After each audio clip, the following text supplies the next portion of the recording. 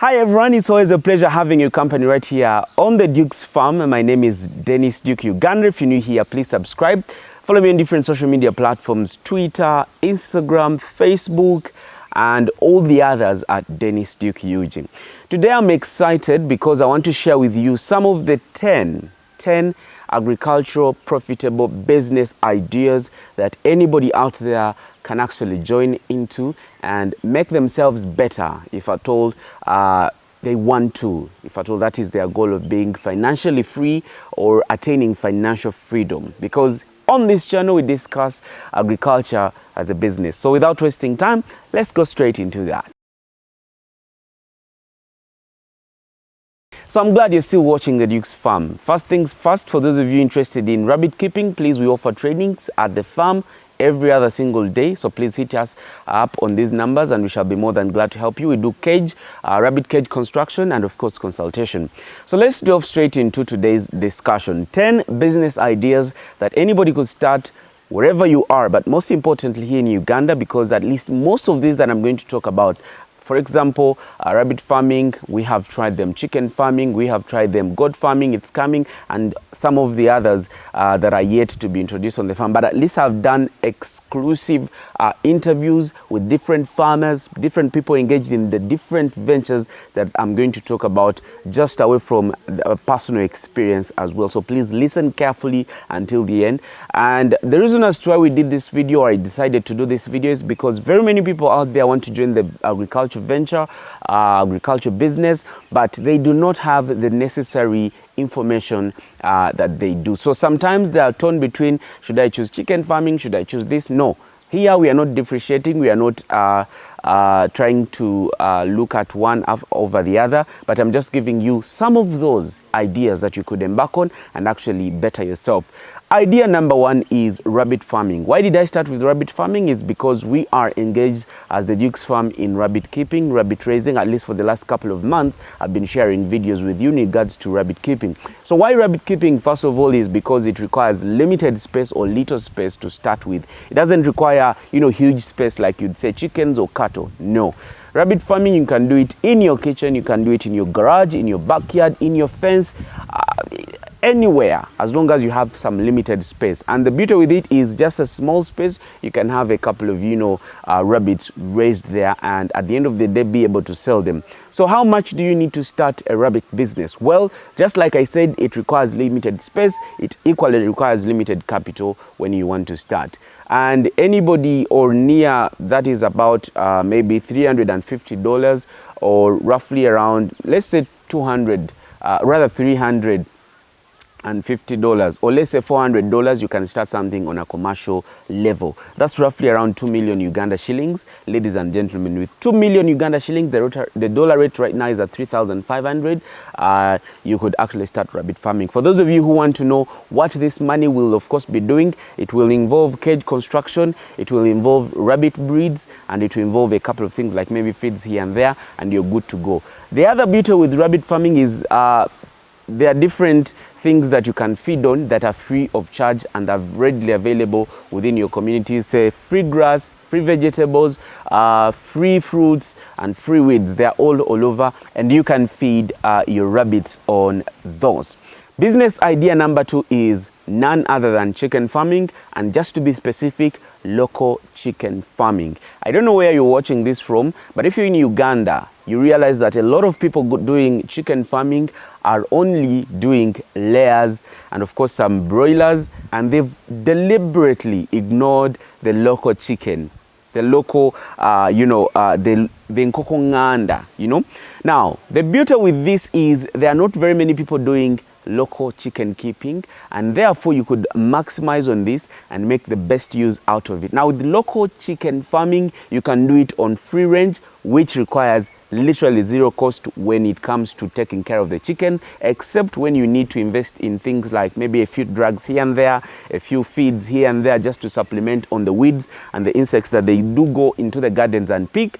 You'll also be required to maybe make a small house, chicken house, which may not necessarily be overly expensive like it would require for layers chicken or broilers or broilers at the end of the day. So chicken farming, local chicken farming, could be a best idea for you to venture into right now. And if you choose to go on a big scale, then that means you're actually going to benefit more. First of all, local chicken, the mature one goes for maybe 30,000 to around between 30 to 50,000 Uganda shillings, and that's, you know, a fully grown chicken that we are talking about, ladies and gentlemen. A tray of local eggs could go somewhere between 20,000 to 30,000, somewhere there.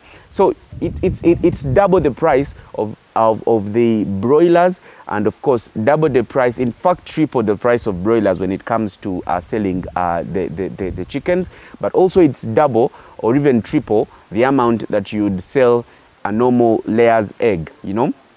And the demand for local eggs is way too much that the current supply cannot satisfy.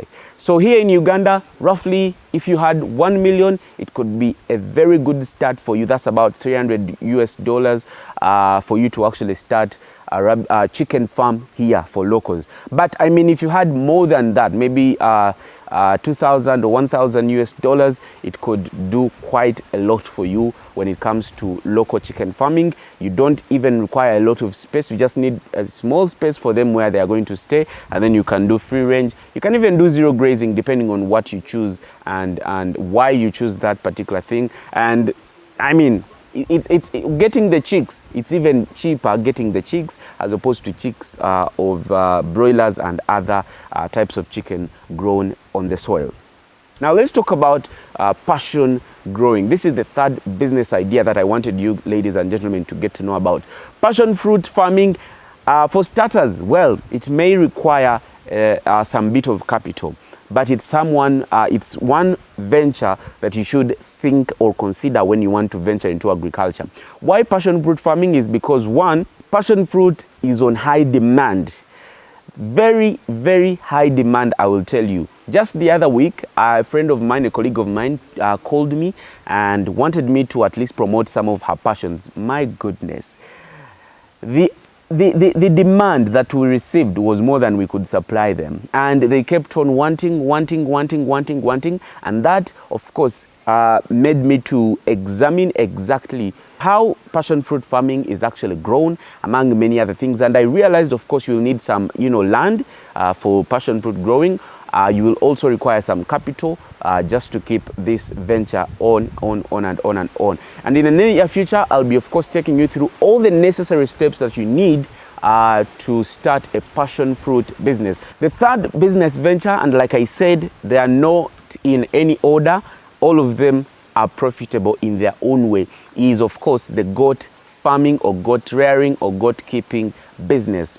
This one may require some bit of capital to put up the pen, to buy the breeds, because some of the breeds are overly expensive. Say, for example, if you need a boa, it could go for between 1 million and above and so forth, just one back. But I mean, if you have chosen to go into goat keeping as a business, then it means you're ready to invest some money to actually get the best, because we are looking at business ideas in agriculture or in agricultural ventures that you can venture in and again make money. So if you've chosen to go with goat farming, remember that it requires some bit of capital. One, to buy the breeds, to put up a few pens. You don't necessarily need to put up expensive goat pens or houses as such, but you need a shelter where it can shelter it from direct sunlight and of course rainfall, and then you need an exercising ground, and then you need feeding ground. So you'll need some bit of space for you to actually raise goats. But one thing I know about goats is they may take time before you actually recoup back your money,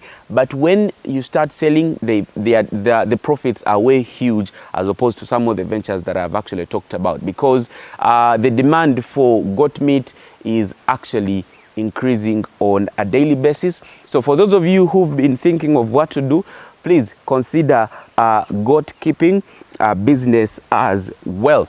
The other business venture, and of course that I have so far monitored, is soya farming. Soya farming may be new to very many people. Like, well, it's not like beans where you'll go everywhere and find beans grown. Soya is not like that. But one thing I've realized about soya is almost every food that we give our animals at the farm, be it pigs, be it rabbits, be it chickens, be it goats, all the others, or even human consumption, there is some bit of soya in them. Now, this makes it one of the things you should grow, one of the things you should look at when you want to start your agriculture business. You could venture into soya. Why soya is because previously or recently, just when we wanted to buy soya for our rabbits to mix in the feeds, we were told a kg was at 4,000. Of course, it keeps fluctuating between 3,500 to at least 4,000. Well-refined soya. And this for me was an eye-opener. And when I did the research that I did, in fact, one of the things that we shall grow, if we start with passion fruit, then the next thing will be, of course, soya. So soya those are some of the ways you can use soya. But the amount required to raise the soya, of course, you'll need some land where you're going to do that. But of course, you'll need some capital to buy the seedlings and then to have workers and do this. You can probably start with 2 million. That's the little capital you can start with. Ladies and gentlemen, if you are talking about business ventures, then you will require some capital. But of course, not too small. I usually tell people, don't start too small. Start from somewhere, something that can make an economic sense, a business sense in that manner.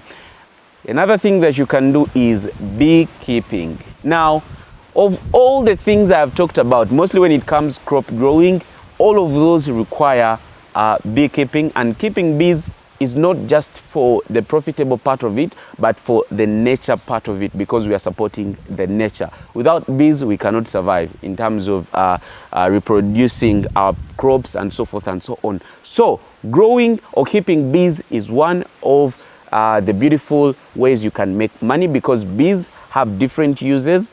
You can harvest honey, you can harvest venom, you can harvest there are a couple of things in there that are wax, I think, is also there, found in bees, and therefore making bees one of the ventures you should actually go into.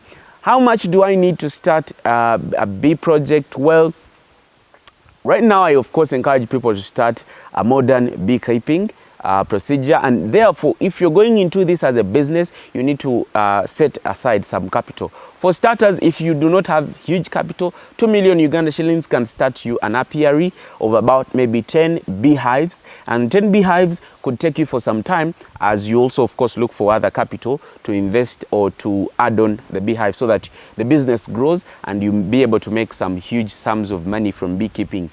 You'll need to buy things like bee comb, beehive, but of course if you're going into this as a business, you'll need to set up different modern apiaries. Next on our list is bell pepper growing, or some people call them sweet peppers, but the name is bell pepper. Sweet pepper, which involve of course the red one and the green one and then the yellow one, depending on the environments that I've been exposed to. Now, growing bell pepper is one beautiful thing that you can do. The only disadvantage with it is because it requires some huge capital to invest in. One, you will require land. Two, some farmers have advised that you actually invest in building sort of a greenhouse, because it offers a favorable climate, a conducive climate for it to sprout and produce more bell peppers or so forth, and some more sweet peppers. So you will need to invest in a greenhouse if you want to create those conditions for the bell pepper to grow very well. But some farmer also told me you may not necessarily need it, but of course it will require a lot of work for you to be able to get out of it. Ladies and gentlemen, I'll tell you that a kg of bell pepper or sweet pepper, roughly right now in those different places, goes to between 4,000 to 7,000 Uganda shillings, and that's quite some profit. So if you have different greenhouses, you can do the calculations in terms of how much you are going to get from that. If you need any services when it comes to bell pepper growing, please hit me up. I have a video on it, and also I can lead you to a farmer who is doing that, and I have done an extensive survey in regards to that. So please make it a point. So you'll need somewhere between, that's if you do not need or you won't have the greenhouse in the beginning, you may need somewhere between 5 million to start with, a very good reasonable green pepper business, okay, ladies and gentlemen, because this is a business venture that we are talking about. If you need a greenhouse could be between 20 to 22 million Uganda shillings, a greenhouse of about maybe 25 feet by 50 feet. We can build that greenhouse for you actually. So please hit me up on those numbers and I'll be more than glad to help you. So those are some of the things that you may need to start your green pepper, or rather sweet pepper or bell pepper business here in Uganda. The next thing on this list is of course coffee growing. Now coffee growing is something that you should go into because it doesn't require a lot of work, but it requires a lot of capital. People who are making it big in coffee require some, big chunks of land to be able to get out of coffee. But if you have like a 50 by 100, really, you shouldn't grow coffee. That's not a good business idea for you. But if you're going into agriculture and you've chosen coffee, please make sure you at least between 3 acres, 4 acres, 5 acres and above for you to be able to grow, coffee. So a kg of coffee right now, dried one, could go for maybe between 10,000 to 15,000, roughly there. I recently sold some that we grew in Bali, and I got some good cash, I got some money, and that's why I'm actually referring you to actually grow coffee. What coffee requires is just land and maybe a few workers to keep working in there, buying manure, buying a few fertilizers here and there just to keep, the land fertile so that you can keep getting high harvest for that matter. But coffee growing is the way to go. Another business venture is of course fish farming. Now fish farming, it's unfortunate that most of Ugandans are still doing it the rudimentary way, digging a pond and putting in a few fish here and there. I think if you're going into if you're going to choose any of these ventures that I've told you, please look at the modern way of doing these things. The modern way it may look a bit expensive in the short run, but in the long run it saves you and it makes you much more money when as opposed to somebody that is doing it the rudimentary way.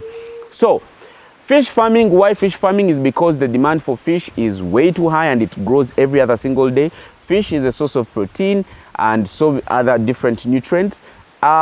If you want to know how expensive fish is, go to a market. Just do a market survey. A small fish of this size from here, this bang of mine to here, just a small piece could go for 10,000 shillings. Now imagine if you raised maybe 1,000 of those, and the cost of raising this fish is actually not way too much.